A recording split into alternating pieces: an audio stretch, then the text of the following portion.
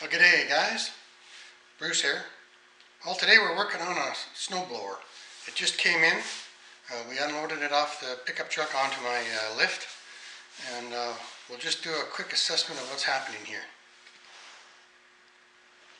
So it says 26-inch bay crest. So it was purchased from the Hudson's Bay many years ago. He says the engine runs, but it doesn't blow. So the first thing I always check for is if the impeller and the auger are moving together. And I use a stick, not my hands, to do this, because you don't know if there's coiled up energy in this thing. Oh, well, it looks okay though, see that? And it seems to flow pretty good too. So that turns and this turns. I was told the engine still runs.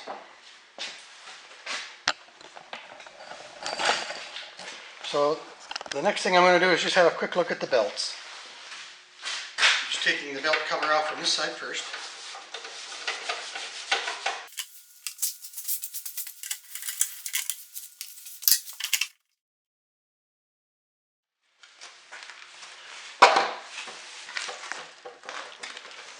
We'll go to the other side.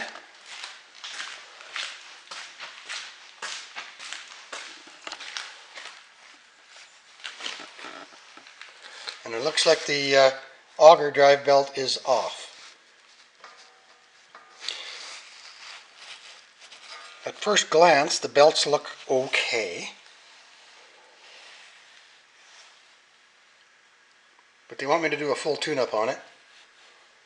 Anyway, they say if I can get it running, but I'm pretty sure we can get it running. The keepers are still in good condition on either side there, and there.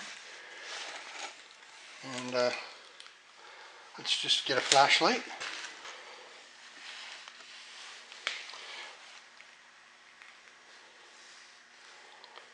It might just be belt. I did notice on the auger that one of the shear bolts or shear pins has been sheared off right there. So maybe it's trying to tell me a little story. Maybe they hit something, that shear bolt popped off, and then the belt at the same time came off. I'm not sure. Oh, and one other thing I noticed right after taking it off the truck. The rear guard is missing on the drive.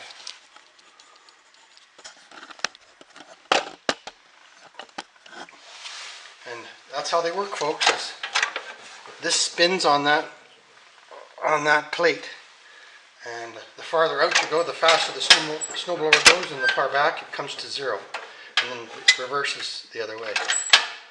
So slow, fast, just like a record player. So anyway, thanks for watching.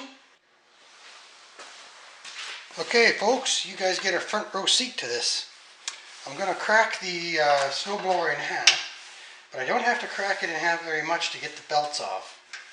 So I'm just going to take this bolt off here, and the same bolt on the other side, and then the motor side of the snowblower should drop. So I'll do this side first.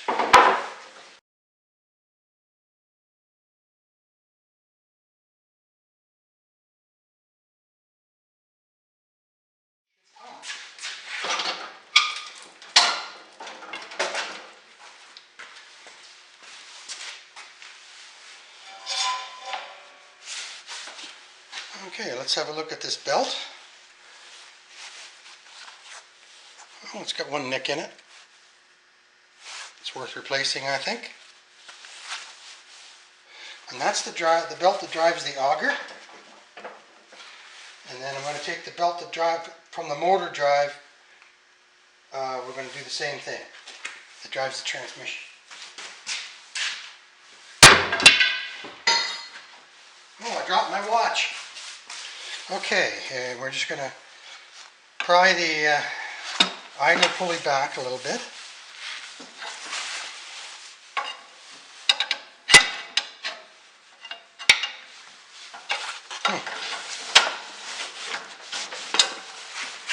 Well, it should just come. It's on a big spring, I know that. Well, my own personal one is not that hard to do.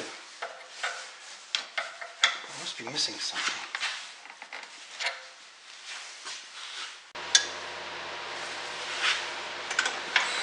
Ah.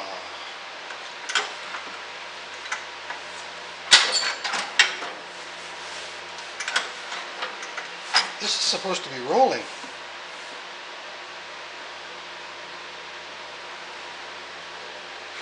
Very interesting. Alright guys, this was the idler pulley that you just saw me working on, and it's had it. It doesn't turn. I can't believe it hasn't burned out anything. The belt's been rubbing on this one spot only, and I don't think it's the right piece because it's had shim washers and stuff placed on the end, which just stopped it from turning from the pinching. Alright tubes, the story is now complete.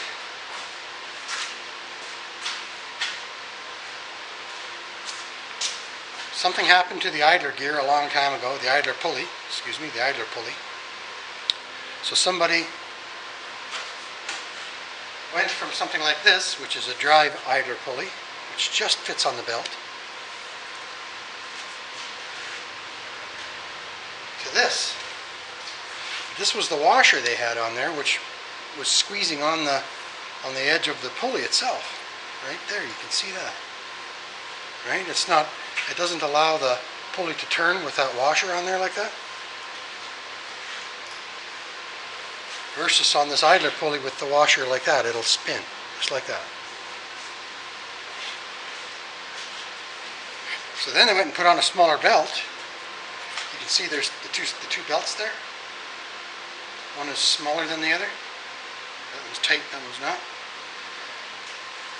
And that caused all the rubbing and the problems. So I'm going to buy two of these bigger ones and install this idler pulley, and we'll see if it works. It might be too narrow, but I think it'll work just great. So now I'm going to mount this idler pulley on that bolt, and we'll go to the hardware store and buy two belts. Right there. See that? Now that's kind of narrow for an idler pulley, but it came off something with an A belt, so it should work. And it looks exactly like the one I took off my John Deere. So let's put this back together again.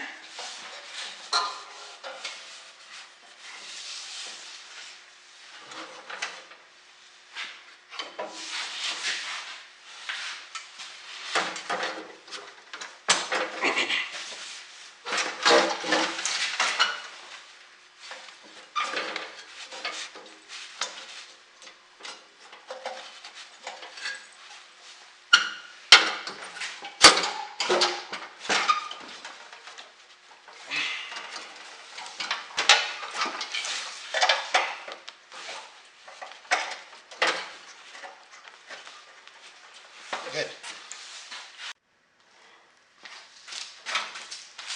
Alright dudes, we're going to put this belt on here. It's around the main pulley, and I'm going to just roll it onto the pulley and then get the keeper out of the way later. This is my second try. Yeah, that's a lot easier. Look at that, didn't even have to worry about it. It's good. Nothing's hitting anything now. I'm almost tempted to give her a little start up just to see. I don't like starting these 8 horsepower motors by hand because they're a little tight. Oh, gotta turn on the throttle.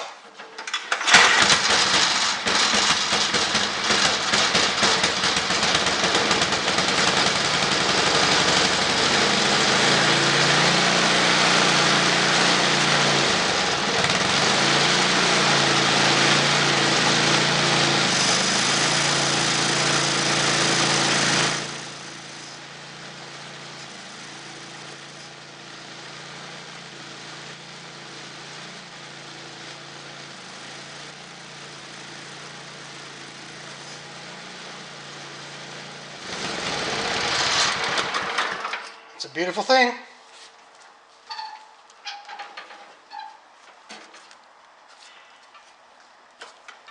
Works good now. This pulley could actually go that way another little bit, but it's kind of bridging the distance between the top one and the bottom one. So I think we're good.